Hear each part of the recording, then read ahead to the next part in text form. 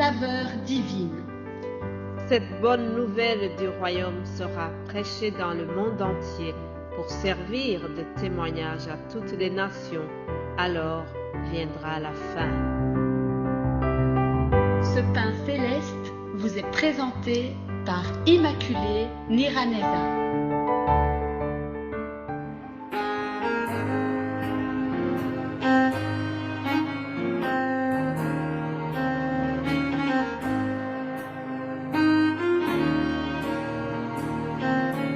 Bienvenue très chers amis à l'écoute de cette émission. Je vous embrasse très fort au nom de Jésus-Christ, le ressuscité.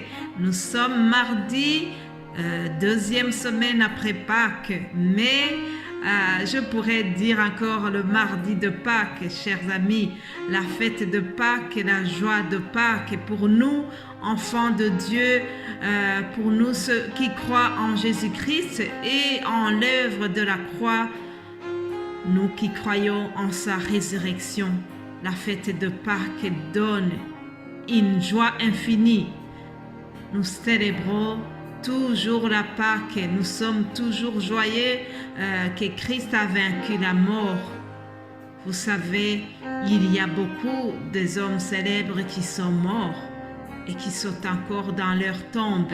Mais Jésus-Christ est sorti du tombeau, il a triomphé de la mort. La Bible nous dit que son tombeau est vide. Alléluia. Jésus est vivant aujourd'hui. Et parce qu'il vit, nous vivrons aussi. Parce qu'il vit, il n'y a plus de condamnation pour nous qui avons demandé pardon pour nos péchés. Alors, je vous invite vraiment à célébrer encore Jésus-Christ le ressuscité. Que tout genou fléchisse devant lui et que toute langue confesse que Jésus-Christ le ressuscité est le Seigneur. Amen. Chers amis, nous allons donc continuer notre méditation de cette semaine. Et le thème, comme je vous l'ai déjà dit hier, nous verrons les personnages à qui Jésus s'est manifesté, à qui Jésus s'est montré après sa résurrection. Hier, je vous ai donné une introduction sur Marie de Magdala, appelée aussi Marie-Madeleine. Avant de continuer en parlant sur elle, je voudrais vous faire remarquer cette chose. Savez-vous que Jésus ne s'est pas montré à ceux qui n'ont pas cru en lui? Les incroyants, les bourrons qui l'ont crucifié, Jésus ne s'est pas montré à eux en premier lieu. Ils l'ont su, mais Jésus n'a pas tenu à aller les convaincre. Pourquoi? Il est étonnant. On pourrait se dire qu'il allait d'abord se montrer à ces gens pour les convaincre qu'il était bien le Fils de Dieu, puisqu'ils avaient dit qu'il a menti, qu'il n'est pas le Fils de Dieu. Jésus n'a pas tenu à aller se montrer à ces gens-là. Pourquoi? Il savait que la preuve de sa résurrection n'allait pas les convaincre. Il y a une parole que nous lisons dans Luc 16. Luc 16, verset 31. C'est un extrait de cette conversation du jeune homme riche et Lazare. Luc 16, 31, nous lisons. Et Abraham lui dit, s'ils n'écoutent pas Moïse et les prophètes, ils ne se laisseront pas persuader, même si quelqu'un des morts ressuscité. Revenons donc à Marie de Magdala. Hier, je vous ai donné une introduction. Pour bien faire, je vous invite vraiment à relire le chapitre 20, Jean chapitre 20, à partir du premier verset jusqu'au 22e verset. Aujourd'hui, je ne vais pas relire ce passage. Hier, je l'ai lu, mais nous verrons l'extrait du verset 11 jusqu'au verset 18. Donc, je rappelle que le premier jour de la semaine, Marie de Magdala s'est rendue au sépulcre le matin et puis elle a vu que le tombeau était ouvert. Après avoir constaté cela, elle a couru trouver Simon-Pierre et Jean. Alors, les trois se sont rendus donc au sépulcre La Bible nous dit que Jean a couru beaucoup plus vite et est arrivé le premier au tombeau. Il s'est penché et il a vu les bandelettes posées, mais il n'a pas été jusqu'au bout. On nous dit cependant, il n'entra pas. Donc Jean n'est pas rentré. Il n'a pas vu Jésus parce qu'il n'a pas bien cherché. Chers amis, pour voir Jésus, il faut bien chercher, il faut prendre du temps, il faut persévérer. La persévérance produit la récompense. C'est ce qui est arrivé à notre amie Marie de Magdala. Plus loin, on nous dit que Simon-Pierre est arrivé et il est entré. Au verset 8, on nous dit « Il vit et crut ». Parce qu'il a vu, il a cru. En quelque sorte, le témoignage de Marie de Magdala ne les avait pas convaincus. Mais Jésus nous dit « Heureux ceux qui croient sans avoir vu ». Alléluia, heureux ceux qui croient sans avoir vu. Au verset 9, il y a une mauvaise note pour ces deux disciples, car ils ne comprenaient pas encore que, selon l'Écriture, Jésus devait ressusciter des morts. Et les disciples s'en retournèrent chez eux.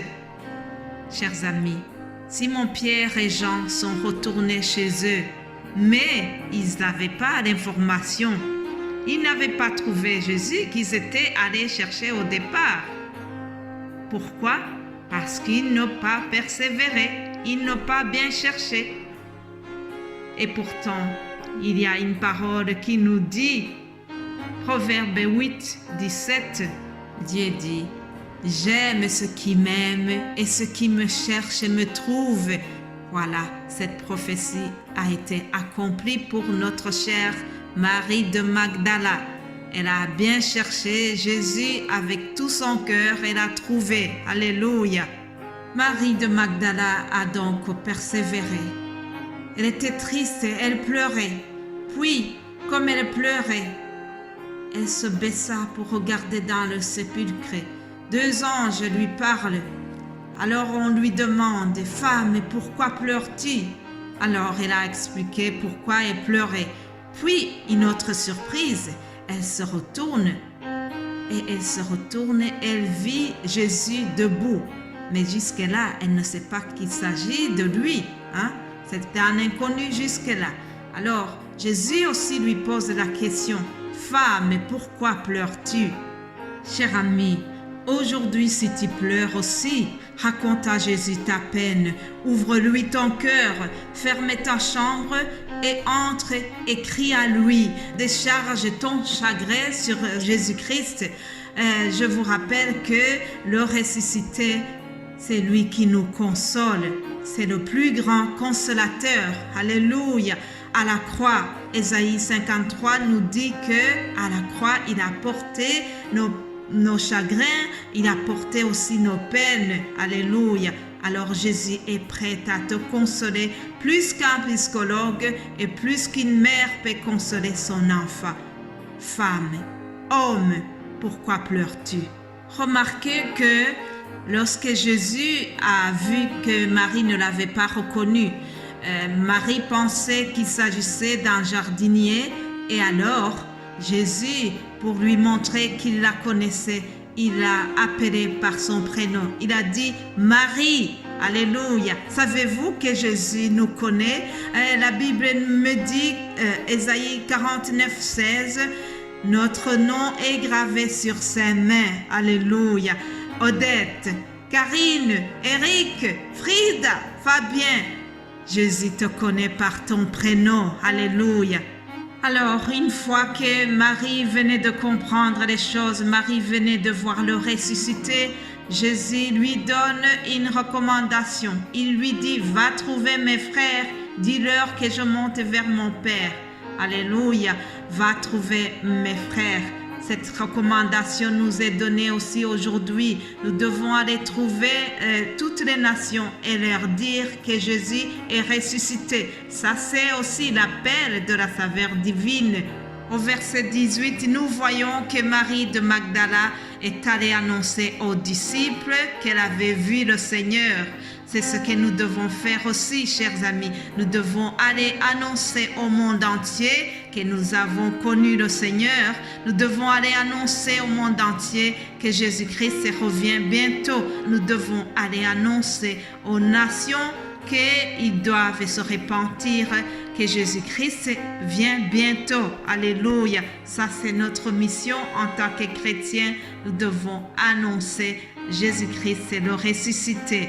Je te souhaite de continuer cette très belle mission qu'a fait Marie de Magdala. C'est notre mission à nous tous. Nous devons l'annoncer à ceux qui ne le connaissent pas encore. Je vous souhaite de passer une excellente journée. Le temps est terminé et je vous retrouve demain avec la même joie du ressuscité. Amen.